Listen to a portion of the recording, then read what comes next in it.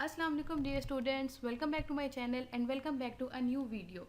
So today PPSC has announced the jobs for lecturer male and female. A lot of students were waiting for a long time because these jobs were appearing in the upcoming job list. काफ़ी अरसे से ये वाली jobs जो हैं वो upcoming list में show हो रही थी लेकिन पीपीएससी की तरफ से अनाउंस नहीं की जा रही थी. So today PPSC has finally announced the jobs of male and female lecturership in which there is no compulsion for MPhil and B.Ed. You can simply apply on the basis of your BS Honours and MSc degrees. And moreover, I am going to tell you there are total lecturer PPSC lecturer jobs 2020 in which 1435 seats for female and 1016 seats for males. You can open the site of PPSC,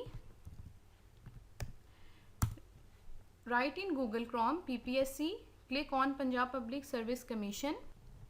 okay जी, so this page will be displayed in front of you. आप Google Chrome में लिखेंगे PPSC capital Punjab public service commission, ठीक है, आपके पास ये page खुल जाएगा.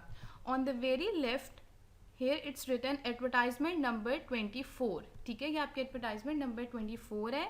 Just download it and open it and the advertisement will be displayed in front of you.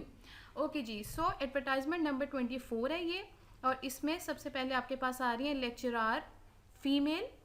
This is BS 17 scale की ये जॉब्स हैं और इसमें आप ये देख सकते हैं पर सब्जेक्ट आपके पास कितनी वैकेंसीज़ हैं. फॉर एग्जांपल फॉर अरबिक आपने ये किस तरह से देखना है कि आपके पास ये अरबिक सब्जेक्ट है, इसके आपके पास 13 ओपन मेरिट की पोस्ट है जिसमें से माइनॉरिटी की कोई सीट नहीं है, स्पेशल पर्सन की भी कोई सीट नहीं है. सो इट मीन्स हमारे पास टोटल पोस्ट जो है वो 13 है.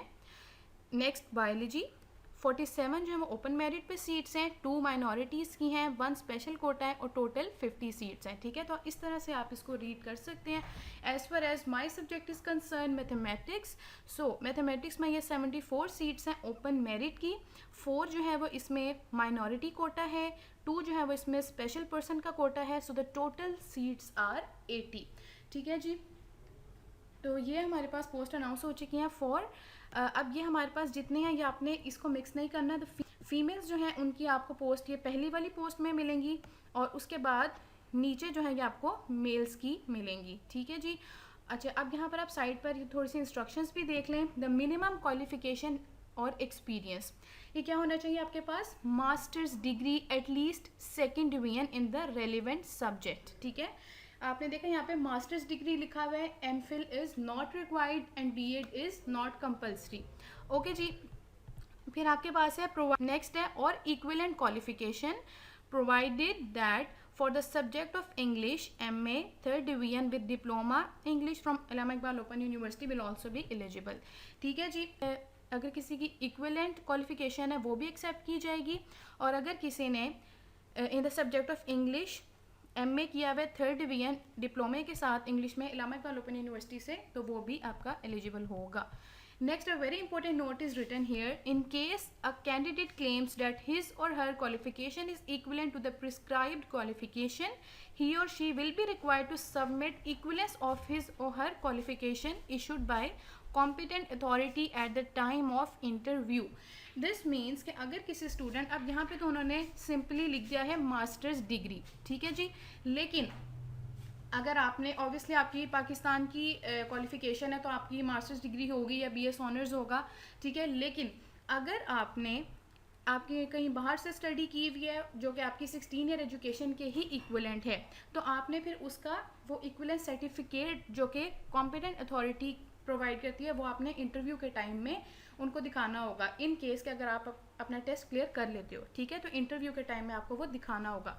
And if a candidate fails to submit equivalent certificate issued by the competent authority at the time of interview, his or her candidature will be cancelled, ठीक है जी. तो फिर वो आपका इंटरव्यू भी नहीं लेंगे.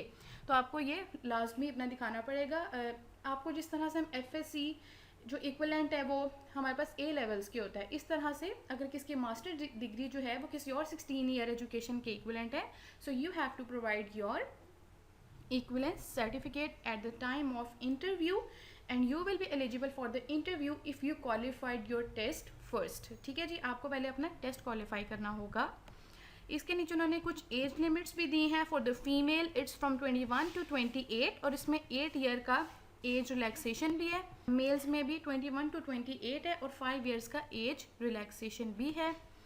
ठीक है जी, दोनों के लिए पोस्ट हैं, female and male. Domicile must be of Punjab. ठीक है, और आगे इसका सिलेबस आ जाता है. That is very important. Syllabus for written examination test if held. ठीक है, अच्छा उन्होंने ये भी आपके आगे लिखा हुआ है इफ़ हेल्ड कि हो भी सकता है कि कुछ सर्कमस्टांसिस में ये भी सुना था कि शायद ये लोग सिर्फ आपका इंटरव्यू लें. ठीक है, so that will be confirmed. ठीक है, लेकिन फिलहाल उन्होंने लिखा है इफ़ हेल्ड, तो इसका मतलब you have to prepare for it. और इसमें आपके पास है 1 paper of MCQ type question, test of 100 marks and 90 minutes duration. ठीक है, आपके पास 100 मार्क्स का ये टेस्ट होगा जिसको करने के लिए आपको 90 मिनट्स दिए जाएंगे. And syllabus is as under. इस दफ़ा BPSC ने खुद ही ये चीज़ अनाउंस कर दी है कि 50% जनरल और 50% सब्जेक्ट नहीं होगा.